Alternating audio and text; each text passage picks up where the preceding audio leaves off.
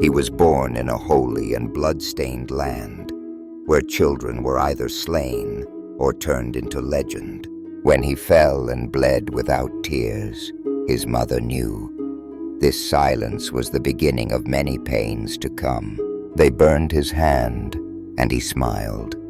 William of Tyre knew it wasn't just flesh that had died, but destiny itself. He who could not feel pain learned the sword, for he knew power was the one language illness could not understand. With the king's death, all eyes turned to him, not in hope, but in fear that fate had crowned a living corpse. When they placed the crown upon his head, his gaze changed, not for mercy, but for rule, even with hands that felt nothing. At 16, with a broken voice and a dying body, he led his small army against Saladin, and the world paused. When he won, his enemies retreated not from fear, but from respect, for even death had begun to doubt his will. His skin rotted, fingers fell, but he never left the throne, for he knew that power, to the last breath, is performance. In council halls his hands were bound, his face hidden, but his voice still fell like a sword across shoulders. With a weary body and hidden face, he rode to the farthest strongholds, for his presence was stronger than 1,000 soldiers. When he entered, the soldiers lowered their weapons, not by command, but by awe that even death bowed to. Two kings, divided by faith and tongue, exchanged a silent glance, and both knew that courage needed no translation.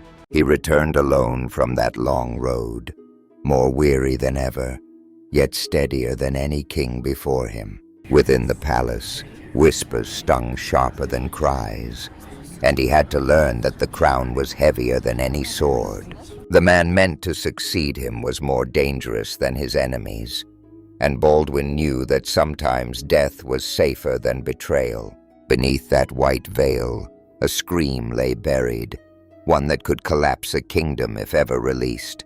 When he took his nephew's hand, it wasn't out of love, but necessity, for kingship does not choose heirs, only sacrifices.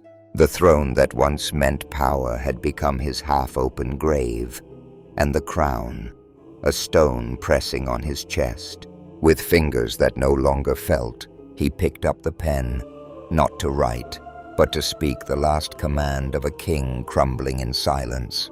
When he fell, no sound followed, only a silence so heavy it rang like a bell announcing death without a word.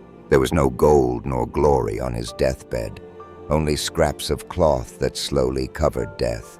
His face decayed beneath the mask, not from fear of men, but in respect for eyes too weary to witness pain. There was no cry, no tear, only a king who in silence joined legend. His coffin passed not at dawn, but through night's veil, where even shadows bowed in reverence. The bells tolled not for death, but for the silence only a true king leaves behind. For the first time the city fell silent, not from fear, but grief, and silence laid down the crown. When he heard of the king's death, Saladin neither rejoiced nor stayed silent. He simply said, "Carve his name into stone, some enemies deserve eternity."